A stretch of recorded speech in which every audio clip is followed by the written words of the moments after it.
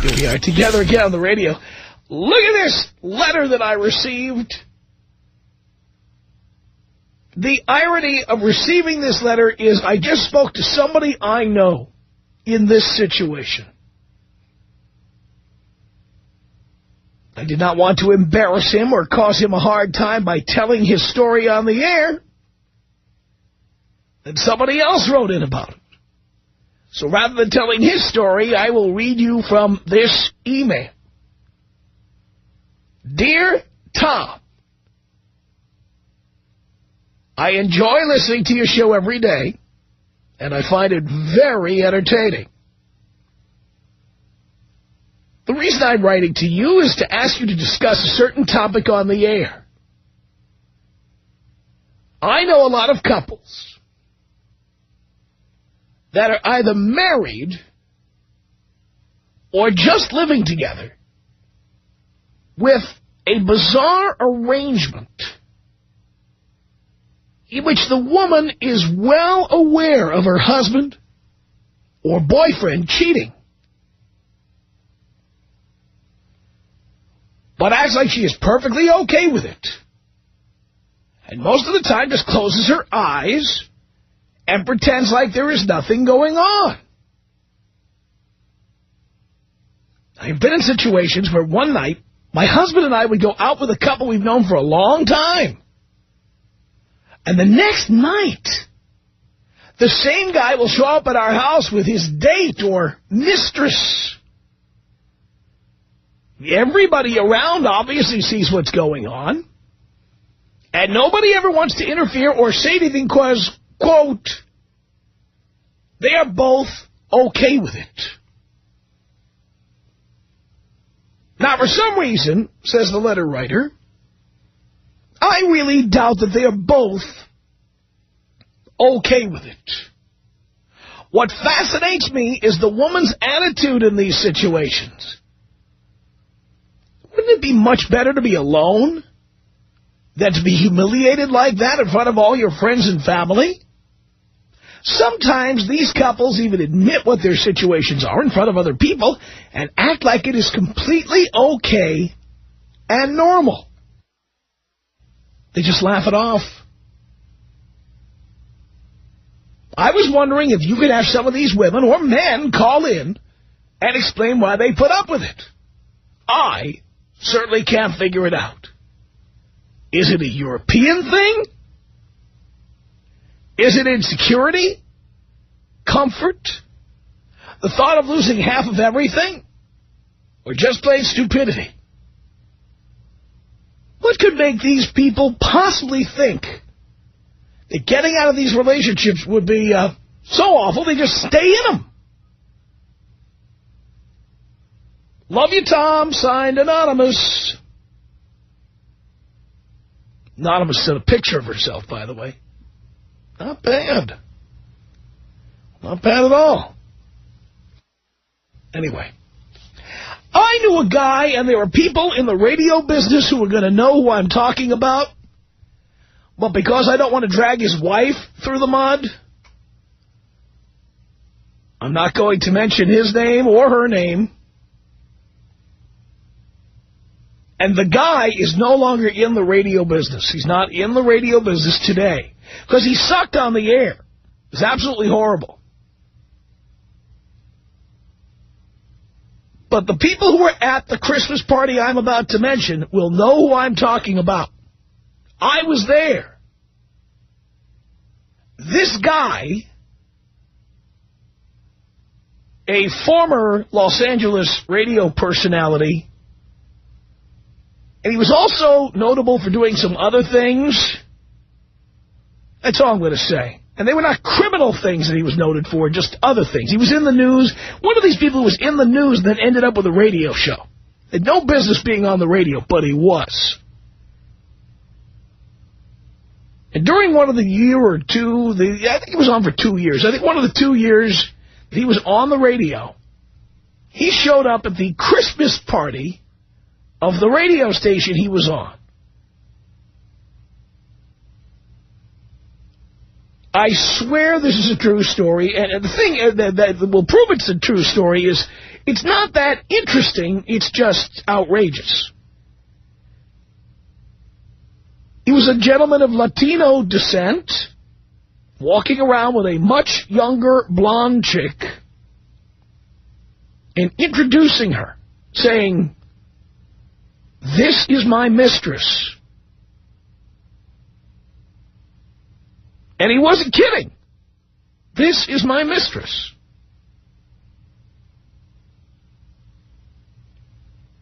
Now, that's too much information. Look, I don't know what's going on between you and your wife, pal. I don't know if your wife has signed off on this or you got clearance from the control tower. I don't know what's going on here. But I do not need to know. I don't really care about your sex life. I mean, this goes beyond introducing somebody. This goes to bragging. This is somebody who was bragging. "This is my mistress." How outrageous is that? "This is my mistress." Are you kidding me? So I have to believe he had some kind of arrangement, some kind of something. Because who goes around telling all these people something like that? We all heard about it. And by the way, at some point or another, everybody at the radio station had met Mrs. Him. So we all knew the wife.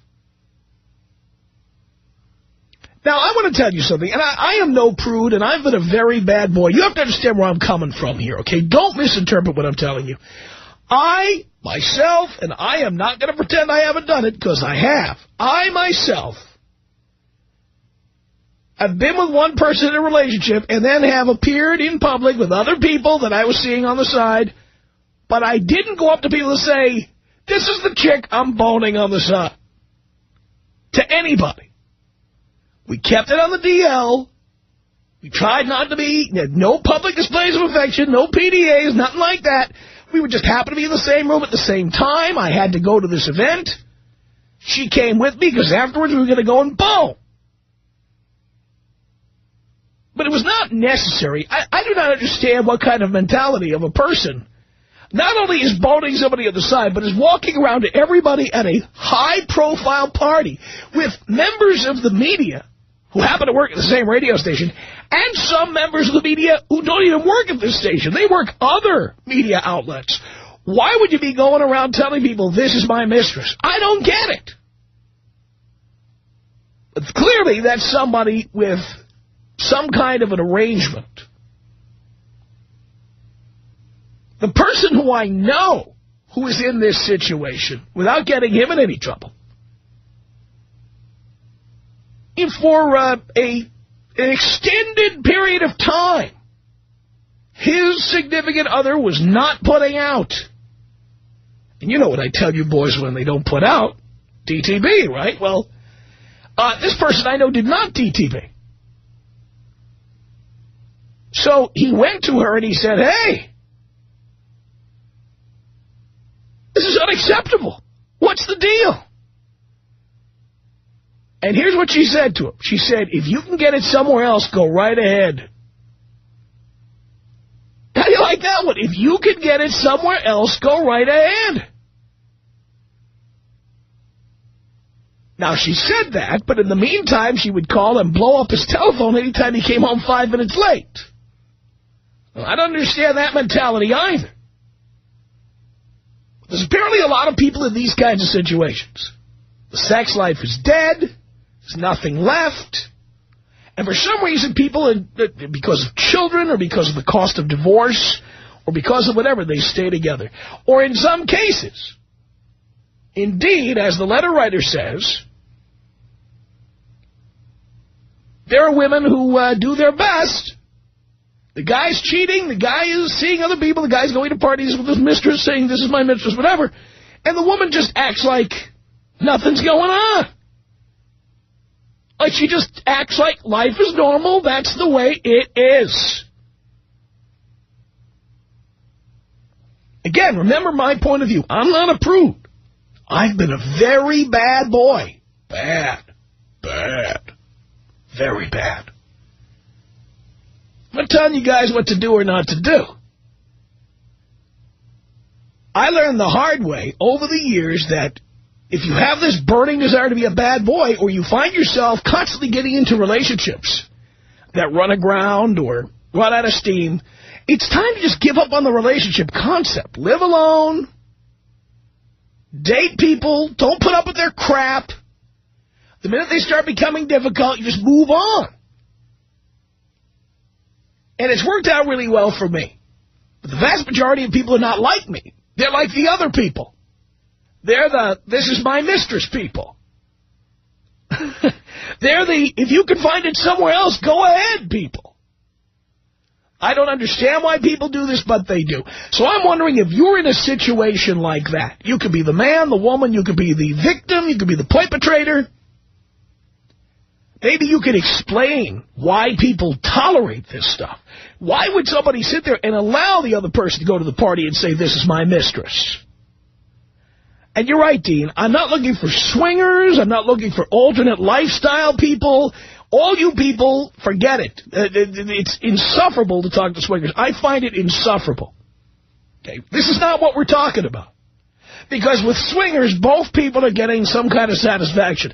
This is not what we're talking about. We're talking about one person who needs to get their needs met, and the other person who just grins and bears it. I want to talk about those situations. Tom Leykis.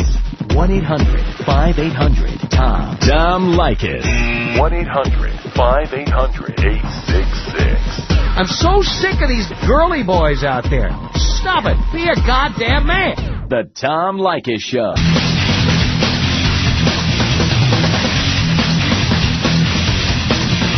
Do I love this job or what? Do I love it or what? The Tom Leykis Show. 1-800-5800-TOM.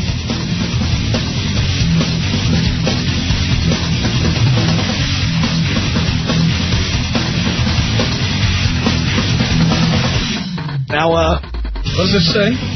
Paul McCartney, is this true? Paul McCartney was asked by an English newspaper if he'd ever go down on one knee again. Paul's reply was, I wish you would call her Heather. Is that what it said? Yeah, apparently it did.